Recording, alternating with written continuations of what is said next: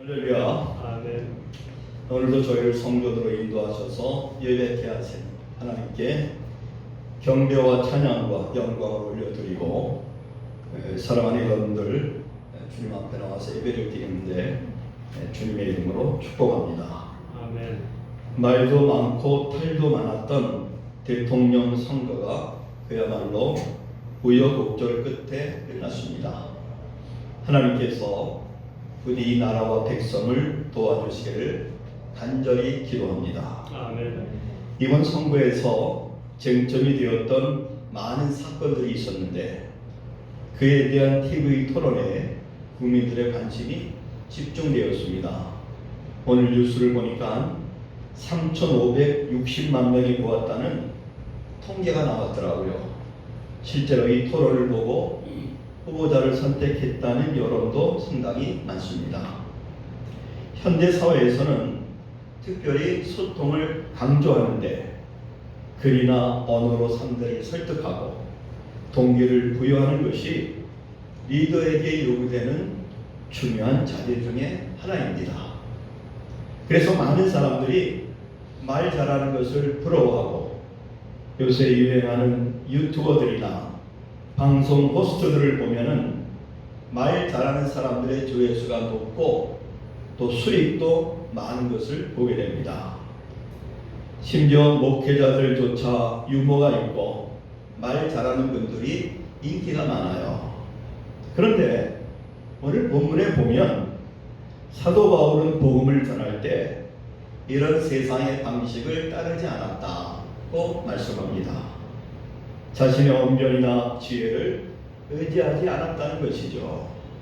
1절입니다. 형제들아, 내가 너희에게 나아가 하나님의 증거를 전할 때에 말과 지혜의 아름다운 것으로 아니하였나니. 여기서 말과 지혜의 아름다운 것이라고 하는 것은 헬라 철학자들의 뛰어난 논리와 화려한 말솜씨를 가리킵니다. 당시 헬라 문화권에서는 청중을 설득하고 동기를 부여하는 수사학이 아주 중요한 학문이었습니다. 또 그런 사람들이 존경을 받았어요. 그런데 사도 바울은 자신의 화려한 화술로 복음을 전하지 않았다는 것이죠. 바울이 실력이 없어서 자신감이 없어서 그랬을까요? 바울을 헛듣기 위한 사람들은 그의 말이 쉬웠지 않았다고 합니다. 그러나 전승에 의하면 바울은 지식과 언변에 상당히 탁월했습니다.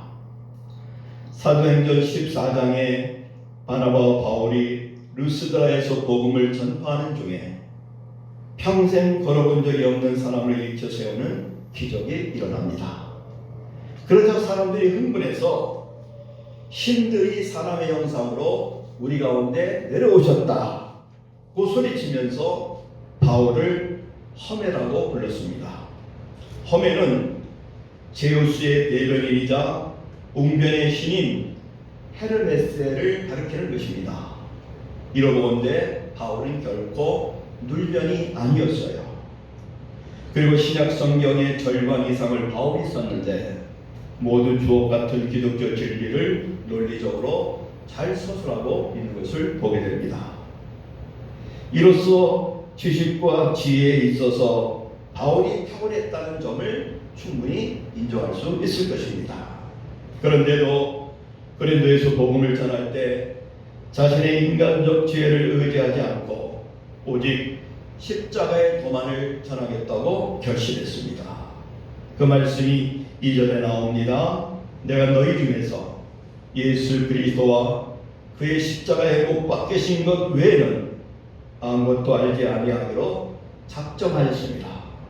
왜 사도 바울은 말과 지혜의 탁월함으로 복음을 전하지 않았을까요?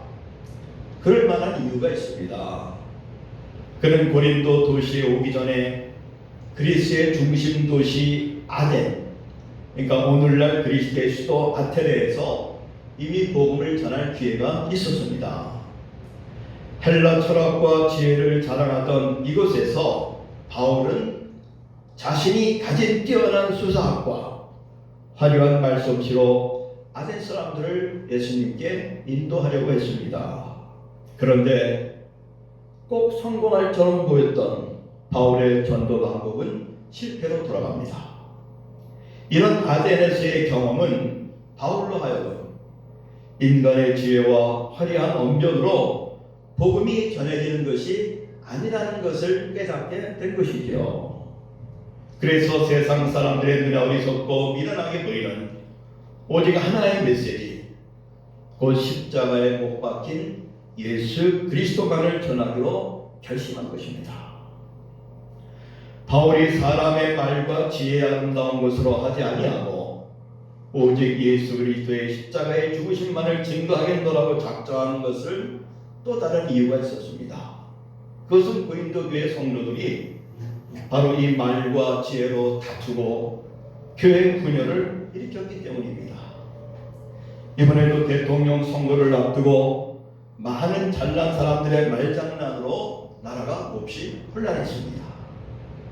세상 사람들이 인간의 지혜와 화려한 언변으로 자기가 잘났다고 주장하는 것처럼 고린도 교회 안에서도 이런 인간적 요소들을 앞세우며 서로 잘났다고 싸우고 분열한 것을 목격한 것이죠.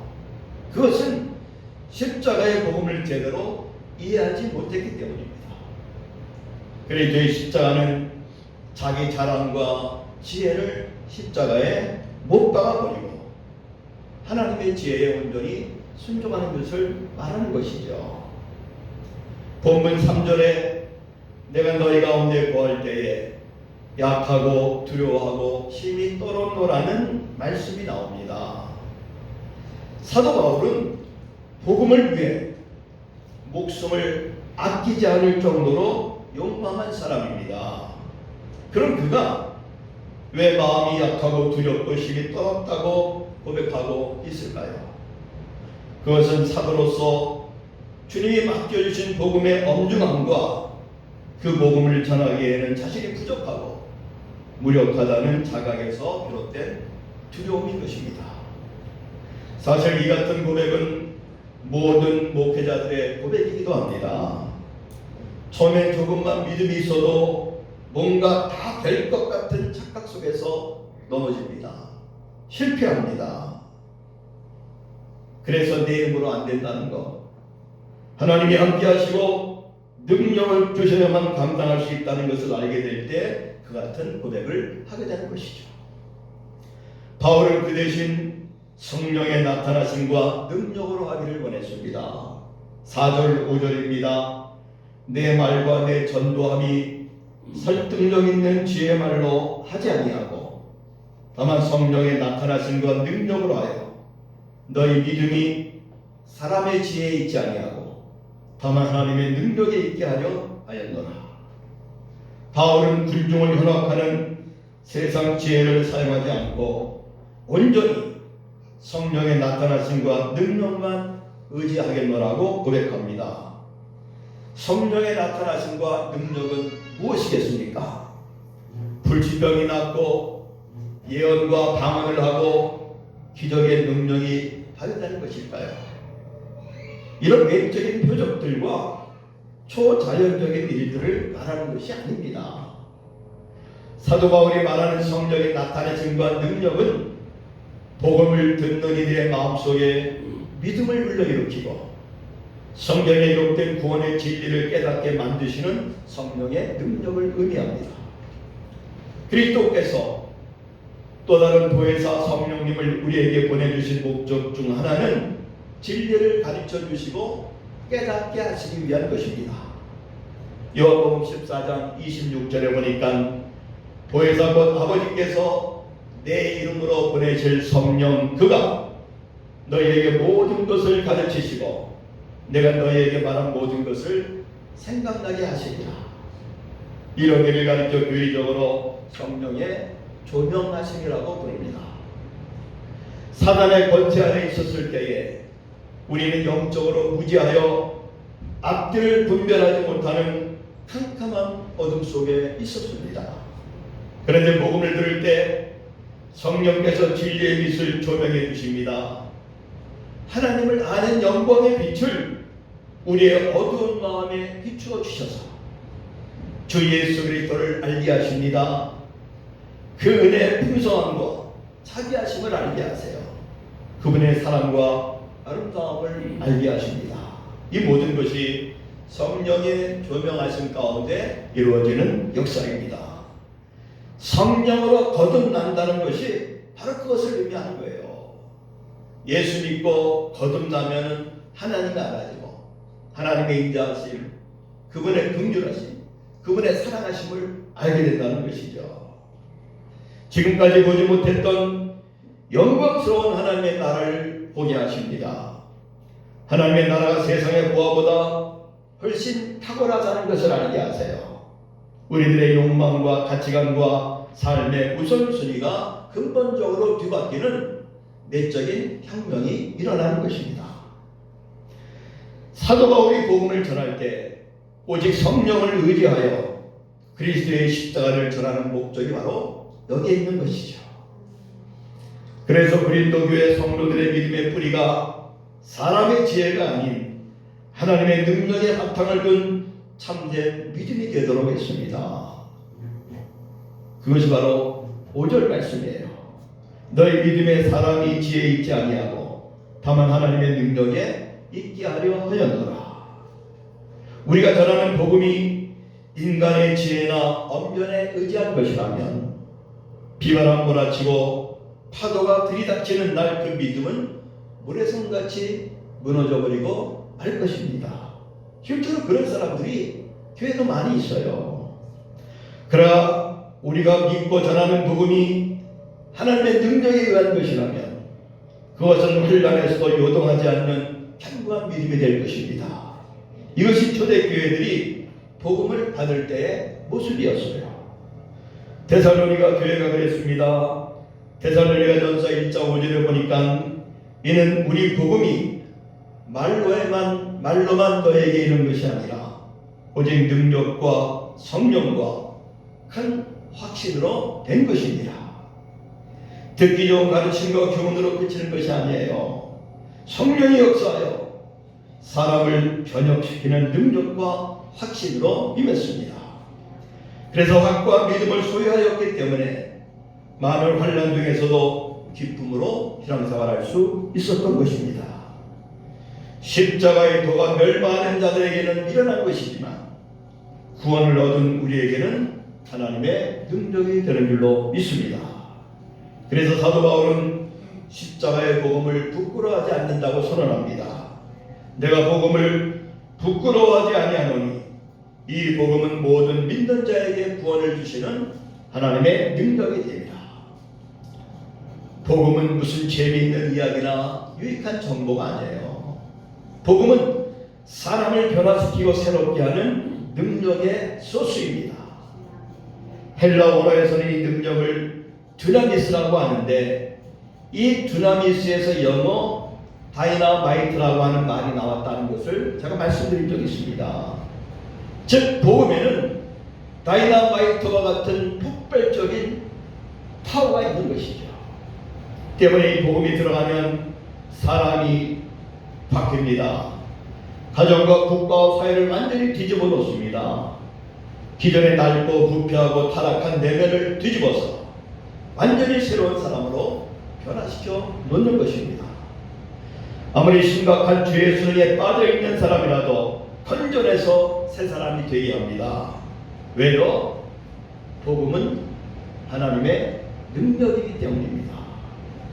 이번에 대통령 당선자의 부인인 김건희 씨가 무속인으로 인해서 비판이 많으니까 자신 어릴 때부터 대학생까지 교회 열심히 다녔다고 했습니다.